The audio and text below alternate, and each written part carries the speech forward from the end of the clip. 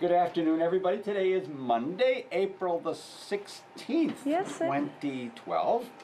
And I am Tim Bartos, and this is my guest, Teresa Setzer. And I'm going to tell you a little bit more about Teresa in just a minute.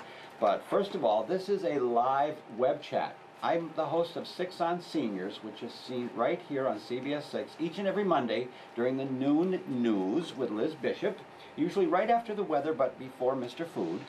And we talk about all kinds of things that are related to seniors and caregivers and, as I always like to say, everyone else in between.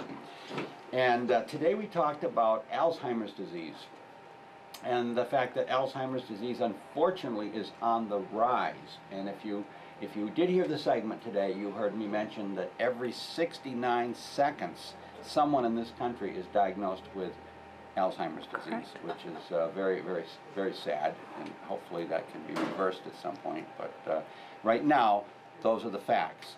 But we want to take your questions about Alzheimer's disease or comments. You want to share a story with us. Please let us know.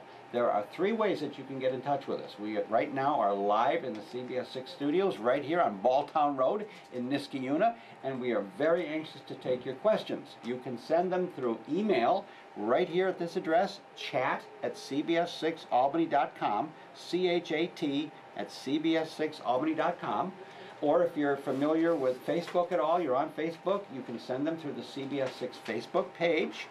Or you can tweet us a question. And I was telling Teresa before we went on here that we joke about that every week because we have yet to get a tweet.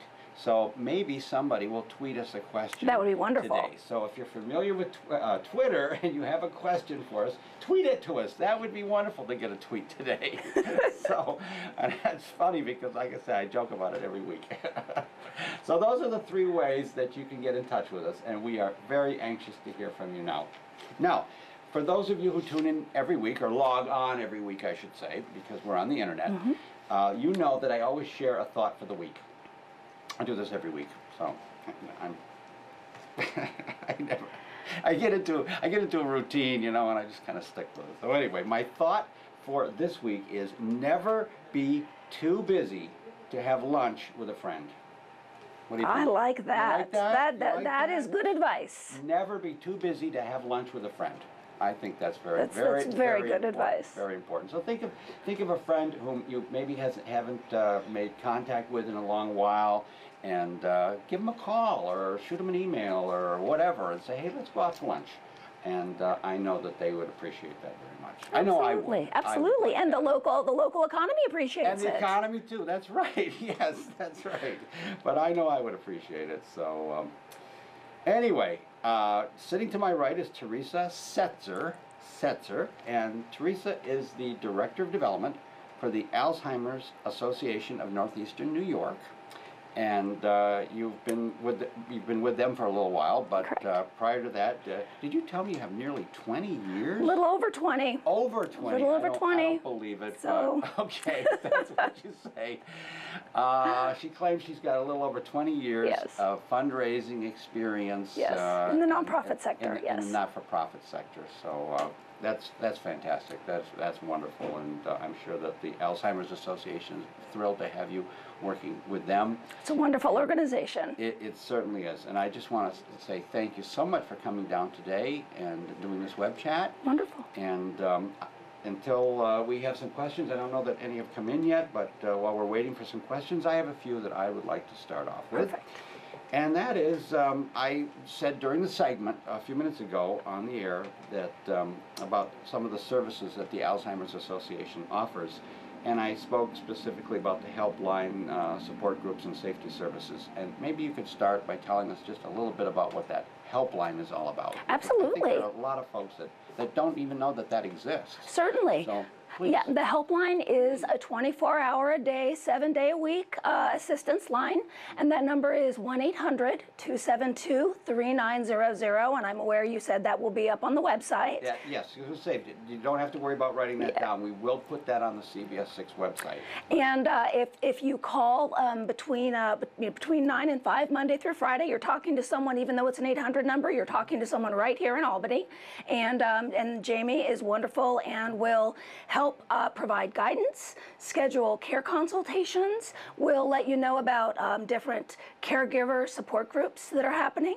let you know about our educational programs, and it really is a clearinghouse for everything you wanted to know about Alzheimer's, but we're afraid to ask. It's a free service, and we really appreciate people. We would rather have 10 people reach out about something and have them overreaching for their family member than not have anyone contact us. It is a lifeline to the community that provides services. And you can call anytime. Anytime. Right? Anytime, day or night. Yep. Day or night. Yep. Wow. It's wonderful. Jamie Yes. is there. Obviously, she can't be there 24 Correct. hours a day, so you may not get Jamie. Correct. But during the day, You'll get Jamie Mott. She'll take care of you, and Jamie she's Mott, she's okay. wonderful. That's great. That's Yeah. great. Wow, that's wonderful to know. Yep. 24 hours a day. That's got to be very reassuring, I'm sure, to a lot of folks. That even in the middle of the night, Yeah. you can't sleep because you're concerned about perhaps someone that you're caring for with Alzheimer's, and you just need somewhere to turn. Yeah, sometimes we just need to be able to provide supportive listening, and like all of us, we have bad days, and you need to be able to talk to someone. Right. And so it isn't always a question that has to absolutely be answered. Sometimes it is, I just need to talk to somebody. Just to talk, and right. and that is, it's really helpful for the caregivers, and it's a great resource for the community. That's a great service. Yes. Thank you so much. I wasn't aware of that, so that's great. I learned, as I was telling you too, I learn something every week from our guests, and I'm already learning so much from Excellent. you, Teresa, so thank you. We're getting a couple of questions here. The first one is from Carol, and Carol, thank you very much for sending in a question. And Carol asks, is there a test I can take that doesn't require extensive, invasive doctor's appointments and tests to check to see if I have Alzheimer's disease? Is there something? Well, that's a great question, Carol. There is not currently a specific test that will determine whether a person has dementia or Alzheimer's. The best recommendation is to go to, if you're concerned about it, you could actually call the helpline and talk to someone to find out some more information on what the 10 early warning signs are. That will help, help sort of answer some of those questions. And if there is further concern that maybe there is an issue, then consulting a neurologist is your absolute best bet. Is the best bet Yes. to go see a neurologist. Yes. Right.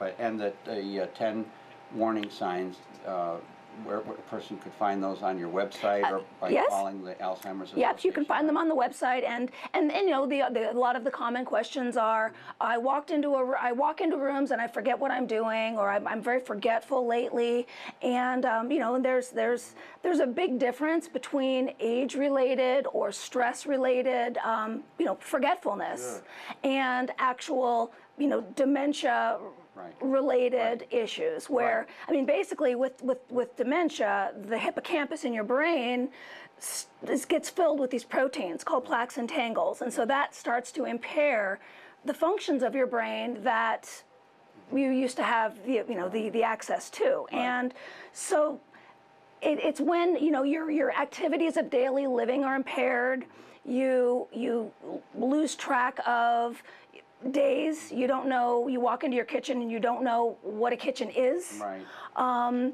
It's not only do you not know where you are, but you don't know what you do in a kitchen. Right. You don't know what one does in a kitchen. Right.